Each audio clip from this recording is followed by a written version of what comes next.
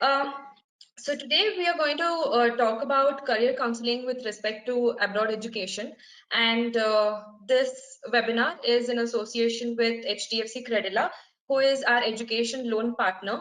So we will start with talking about what is the importance of education. In this entire webinar, we are going to talk about two things. The first one is what is the importance of education, abroad education, and why you should be considering education abroad. And in second part, we will talk about if you consider studying abroad in any of these international universities, then what are the steps that you have to take care of, and what is the time frame that you have gotten for each of these steps.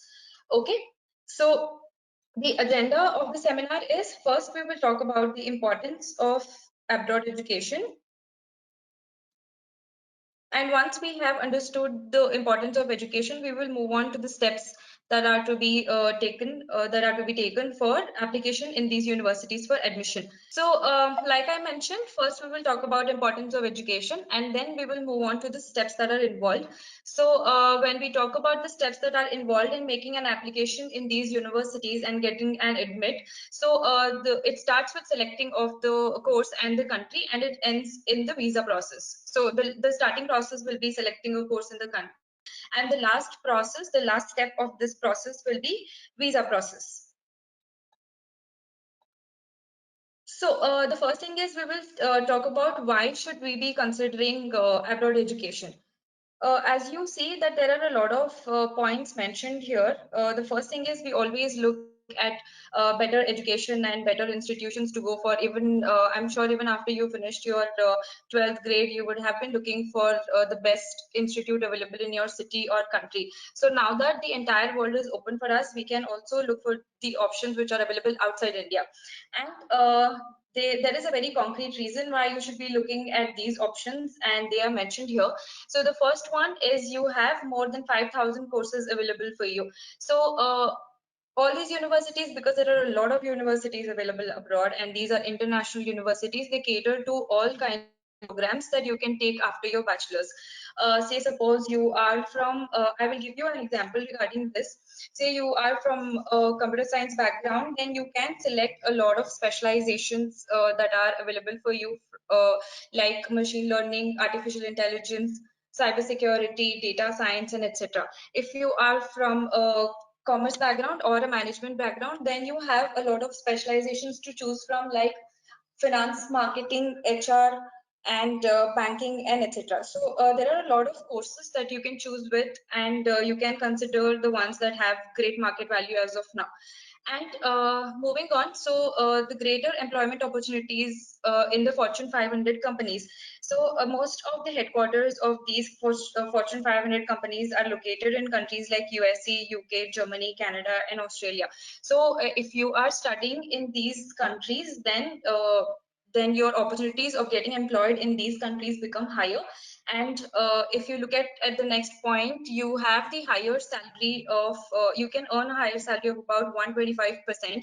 So if you are recruited in the companies which come under the top 500 of the world, and if you are recruited in the MNCs which are in these countries, then obviously your the salary that you earn goes higher by 125%.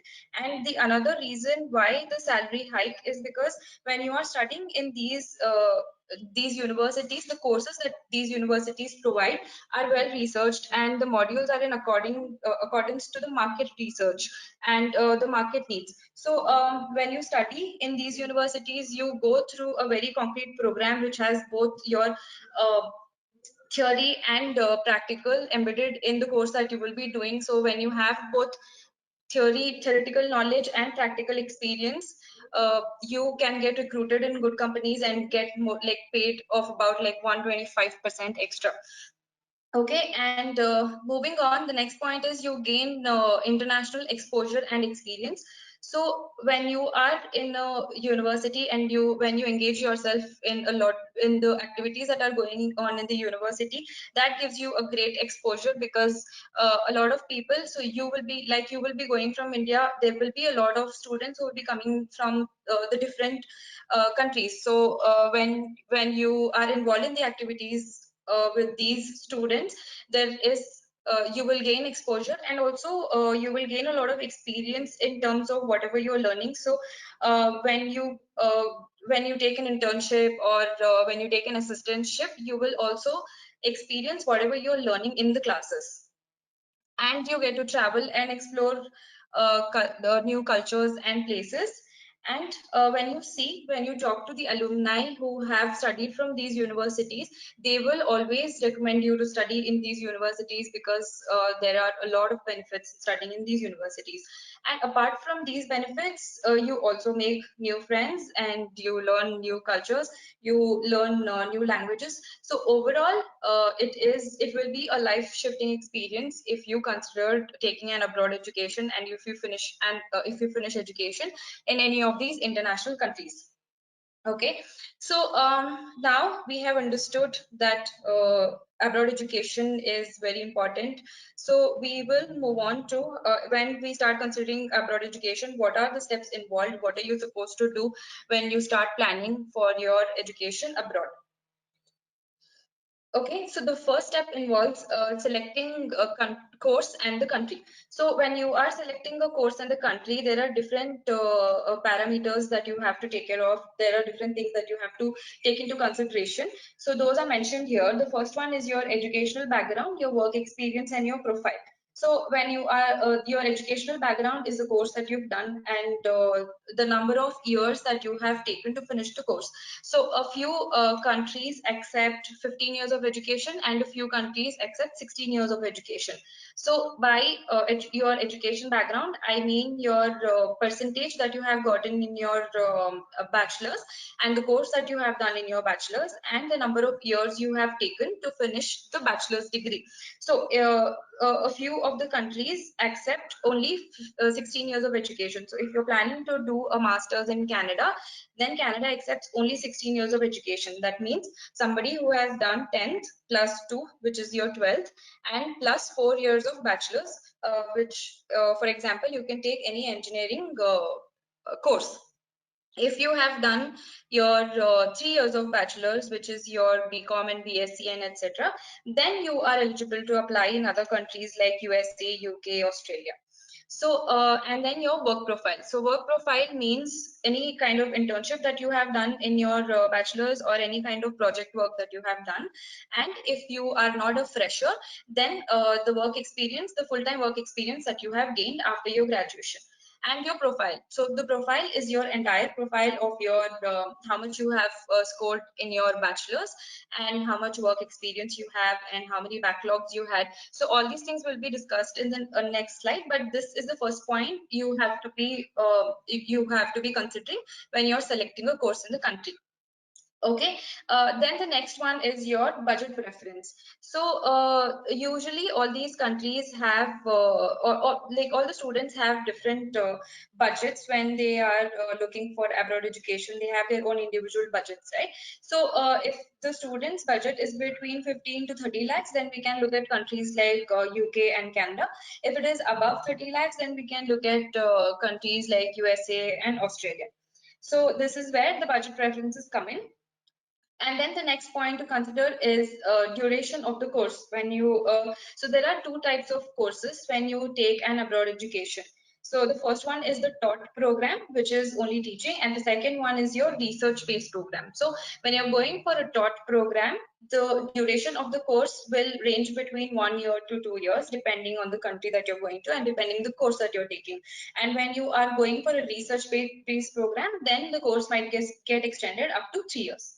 So you have to consider what kind of duration and what kind of course you're looking for when selecting the country. And the next point is your post-study work visa and PR options. So every country has its own post-study work visa and PR options. So post-study work visa is basically the visa extension that you get to work after you finish your graduation in that particular country.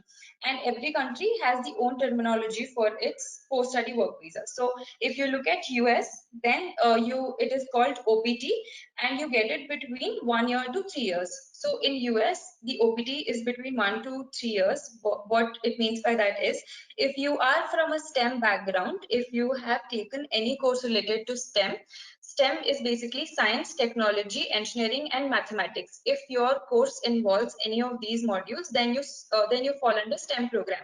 So if you are from the STEM background, then you are eligible for the OPT, which is the post-study work visa of US for 3 years. If your program is a non-STEM program, then you fall under 1 year category. Then comes UK. So in UK, it is called post-study work visa, and it is valid for 2 years. And then Canada, it is called post-graduation work permit, and it is between 1 to 3 years. In Australia, it is called post-study work visa, and it ranges between 2, 3, and 4 years depending on the region that you are staying in. So, and the PR options. First thing is your post-study work visa, which you get after you finish your graduation, the extension time to work there. And the second thing is your PR options. So every country has its own PR policies and the duration of the when you can apply for PR after you finish your studies. So like in Canada, you can apply right after your studies in a few provinces, and you can apply after 1 year of your completion of the course in few provinces. And if you look at UK, then they allow you to apply for PR after 6 years. So so on. Every country has its own PR duration and PR option. So that also, if you are looking for settling down after you finish your studies there, then you can consider this option as well. And then relatives and friends. So few of our students have their relatives or their parents. A few of the parents have few of the students have their parents settled in countries like UK and US, and few of them have their relatives and friends staying there. So while studying, if you guys are planning on staying with your relatives or friends, you can also consider this while selecting the course and the country.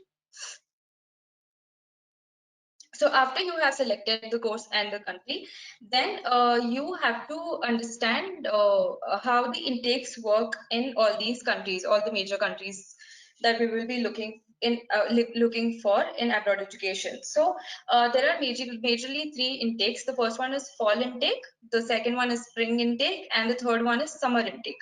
So fall intake, so intake is basically the course start date of your of your post graduation or graduation, whichever course you're looking for. So the fall intake starts usually in August or September, spring starts in January or February, and summer starts in May. So the major intake is fall intake, which starts in August or September. All the courses, the 100% of the courses are available here. And the second major intake is spring intake. 70% of the courses will be available in spring intake, and summer is the last intake. Almost 20 to 30% of the courses will be available in summer intake, and you can see what intakes are available in which country here. Okay, so once we have understood that when you can make an application, which is your intake, like which is your start date of the course, now we have to understand the application cycle. So what is application cycle is, this is basically the time that takes to process your application. So the entire time from the time you make your application in the universities, that is that you submit your application in the university until you get your visa. So the first step in this application cycle is you submit the application in the university, and the second step is you get your offer if they accept your application, and the third step is submitting the financials, which is giving the proof of funds, and the fourth step is applying for visa, and the fifth step is getting your visa. So this application cycle, this is the entire application cycle, and every country has its own time frame for the application cycle. So USA has 9 months. So what do I mean by application cycle of 9 months in USA here is, if you are applying for fall 2022, which is September 2022 intake, then you have to start with the application process by January 2022 or December 2021. So that's the entire application cycle of USA. So as you can see, the application cycle ranges between 6 months to 10 months in all these countries. But the important point to note here is that all these portals, when you make an application, so all the portals of these universities for application open around 1 year before. So if you are looking at September 22 intake, which is the fall 22 intake, then the portals for your application will be open by September 21 itself. So this means that you have to be ready with all the required documents and the tests before September 21. So if you are applying 1 year before, when as in when the portal opens, then this shows to the university that you are a very dedicated and sincere student, and they will accept your application, and also the chances of you getting and scholarships goes up significantly once you either make an application application cycle starts. Before you make the application, these are the profile parameters that you have to be considering. So when a university is looking at your application, they consider all these profiles which are mentioned here, and you have to be ready with all these parameters and all these documents which are mentioned here before we start with the application process. Okay, so the first one is your GRE or GMAT and English language proficiency scores.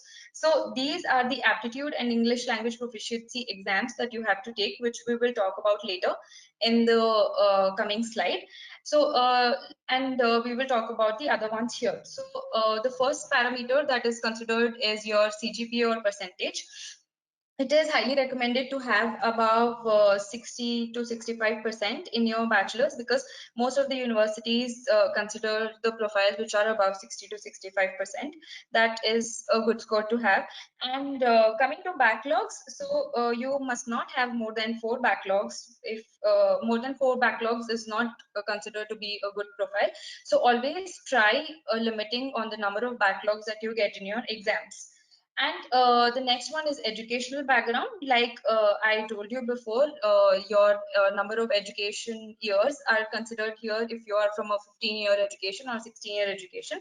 And also the course that you have done will be considered here to take the next course.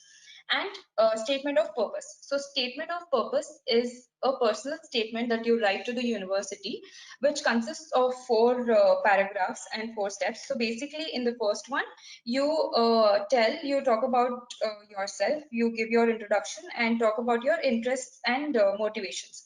And in the second one, you give a summary of the undergraduation degree that you have done. You basically talk about your college and the kind of projects that you were involved in. And in the third paragraph, you talk if you have done any internship, if you are a fresher and if you have done any internship, then you talk about that, which is relevant to the course that you have done and which is relevant to the course that you want to do further. And you talk about any of the project work that you have done. And if you are a non-fresher, if you have a full-time work experience, then you talk about what are the roles and responsibilities that you are taking care of in this particular company, and what is your designation. So you explain about that. And in the fourth paragraph, which is the last paragraph, you explain as to why are you considering education after this, why are you considering a master's degree, and how will this help you, how studying in this particular country and particular university will it help you to boost your career. So that is about statement of purpose. And the next one is recommendation letters. So recommendation letters are to be, so these are the letters which will be recommended either by your professors, and if you have a work experience, then by the higher level management of your company. So if you are a fresher, you can get it from you can get a reference letter from your professors, either from your HOD or from the professor who has taught you. And if you have done any internships, you can also get the recommendation letter from the company that you have done your internship in. And if you have a full-time work experience, then you can get it from from any of the team members, like your managers or your TLs. So once we have all these things in place, then we can start with the application process. So let's talk about your test preparation, which I told you in the previous slide, your GRE, GMAT, and ELP scores. So basically, when you are considering abroad education, you have to go through a few tests. You have to take two types of exams. The first one is your aptitude exam, and the second one is your English language proficiency test. So in the aptitude tests, there are two types of exams. One is GRE and the other one is GMAT. So these basically involve your quantitative reasoning and verbal reasoning. And English language proficiency tests are taken because we are not the English speaking country, and we have to prove to when we are making an application, we have to prove it to them that we can read, write, speak, and understand English. So basically, the modules that cover your English language proficiency tests will be listening, reading, writing, and speaking. You will be evaluated on these parameters. So talking about all these exams alone, GRE is the exam that you take if you are from a science, technology, or engineering background. And GRE involves quantitative aptitude and verbal reasoning. And the total score that you can score in GRE is 340, but anything above 310 is considered to be a good score. And coming to GMAT, GMAT is a management aptitude test that you take when you are looking for a master's degree in management. So it also has the same kind of modules, which is quantitative reasoning and quantitative aptitude and verbal reasoning. And GMAT is scored out of 800. Anything above 680 is considered to be a good score. So in USA, GRE and GMAT are mandatory exams if you're planning to study in USA. But in countries like Canada, Australia, UK, Germany, it is recommended to take these exams, but it is not mandatory. However, if you are applying for the top universities in these countries, you will be mandatorily required to take these exams. Okay, so this is about the aptitude test. Now coming to English language proficiency tests, there are three types of tests, and like I told you, this involves listening, reading, writing, and speaking. So the first test is IELTS, and this is scored out of 0 to 9. Anything above 6.5 is considered to be a good score. And IELTS is a mandatory test that you have to take for any of the countries when you are considering abroad education. And IELTS is accepted worldwide. If you're applying in any of the universities and if you're taken IELTS, they will accept IELTS scores.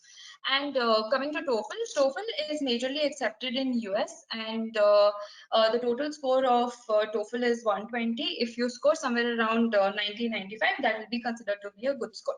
And PTE is a Pearson test, and it is majorly accepted in Australia, and that is scored out of 90. Anything above 65 will be considered to be a good score. All these exams have similar modules.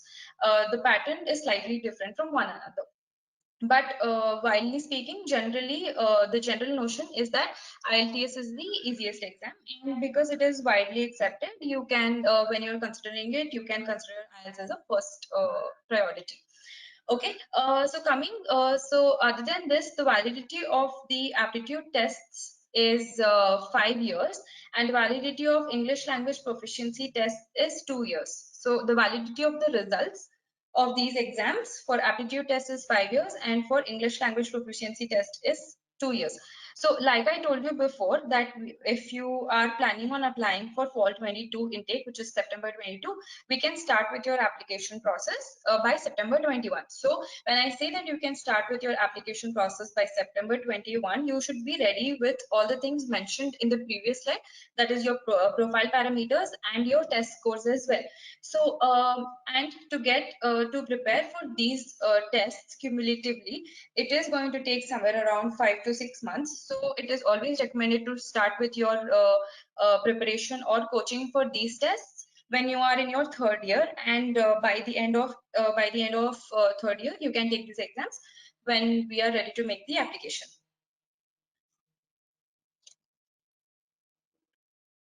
So once we have the test scores, Then we start with the application process for the universities. So the first one in the application process, the first step is shortlisting of the universities.